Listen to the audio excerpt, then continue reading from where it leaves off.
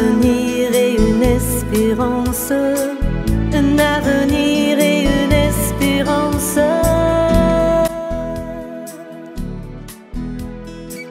Un avenir et une espérance. Et donc aujourd'hui, je voudrais partager avec vous le sujet du témoignage de l'Esprit en nous. L'importance d'être à l'écoute du Saint-Esprit et de comprendre comment être à l'écoute du Saint-Esprit afin de s'y retrouver au milieu de toutes ces situations complexes, ces enseignements parfois bien compliqués auxquels nous sommes confrontés. Comment savoir si ce qu'on nous propose, ce qu'on nous présente, vient bien du Seigneur?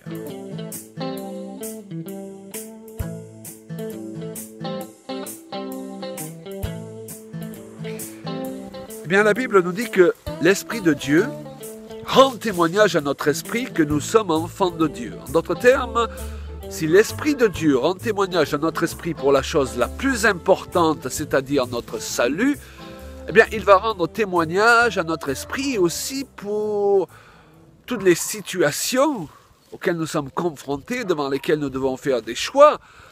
Il va rendre témoignage à notre esprit vis-à-vis des diverses choses que nous entendons et qui sont contradictoires. Et cette voix de l'Esprit, c'est même pas vraiment une voix en fait, même si le Saint-Esprit nous parle régulièrement par une voix intérieure et occasionnellement par une voix même extérieure. Mais ce témoignage de l'Esprit, c'est même pas une voix. C'est une approbation ou une désapprobation. C'est un feu rouge ou un feu vert. C'est un malaise qu'on peut ressentir vis-à-vis d'une certaine situation en écoutant une certaine déclaration, en lisant certaines choses. Ou alors un sentiment de bien-être, de paix, une approbation intérieure. J'ai pas tout compris, mais il y a quelque chose de bon là. Il y a des jours où tu ne te sens. La Bible nous dit que ceux qui sont conduits par l'Esprit de Dieu sont fils de Dieu. Alors ce passage ne veut pas remettre en question si nous sommes authentiquement nés de nouveau, notre appartenance à la famille de Dieu.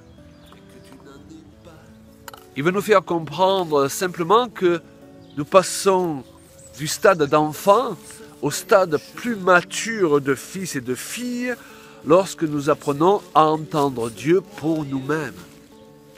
Et puis c'est rassurant parce que cela nous évite d'être à la merci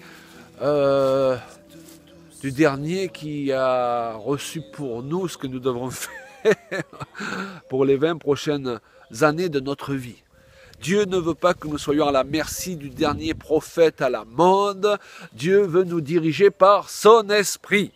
Ce qui ne remet pas en question que les prophètes sous la Nouvelle Alliance, les apôtres, les pasteurs, les enseignants exercent leur ministère à notre égard et nous bénissent et nous devons les respecter et fonctionner en harmonie avec eux. Mais le prophète sous la Nouvelle Alliance, il vient confirmer, à la différence de son appel sous l'Ancienne Alliance, il vient confirmer ce que l'Esprit dit à notre esprit, le témoignage que le Saint-Esprit rend tout d'abord à notre esprit.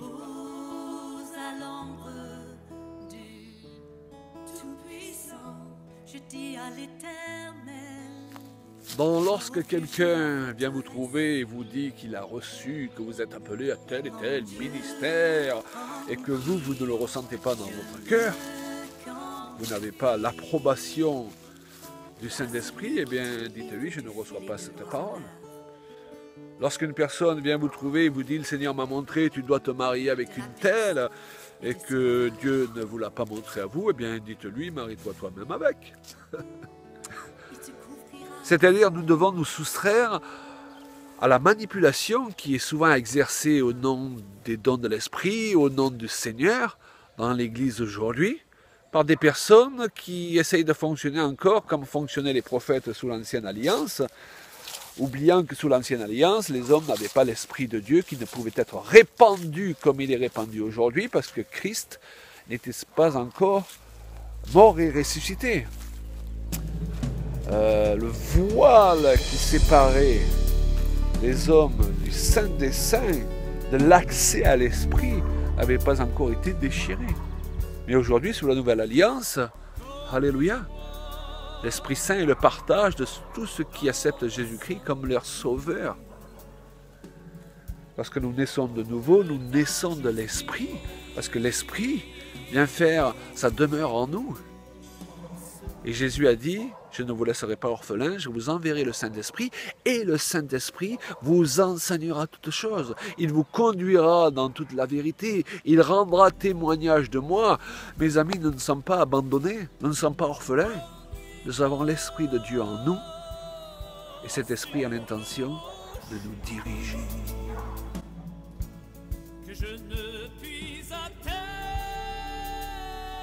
Alors je vous encourage vraiment à développer votre sensibilité au Saint-Esprit.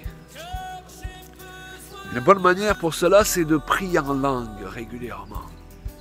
Et particulièrement lorsque vous êtes confronté à un choix difficile, lorsque vous êtes confronté à un jugement difficile, vous priez en langue.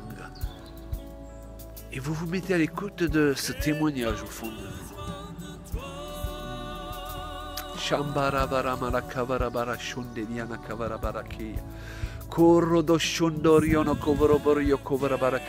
Qu'est-ce que tu me dis, Seigneur? Est-ce que je peux y aller? Est-ce que je dois faire attention? Est-ce que quelque chose résonne dans mon cœur, le oui de l'Esprit ou le non de l'Esprit? Eh bien, le oui du Saint-Esprit sera mon oui, et le non du Saint-Esprit sera mon non.